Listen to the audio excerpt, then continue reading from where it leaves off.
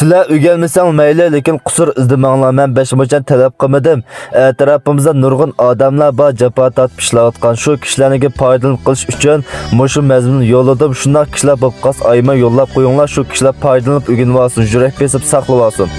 Qo'rg'on kunjitdan 650 gram, zirtalqindan 450 gram, ochiq emas lozdan 500 gram, rang lozdan 80 gram, veyjondan 120 gram, aqmishdan 15 gram, Veyshambodan 70 gram tayyorlaymiz.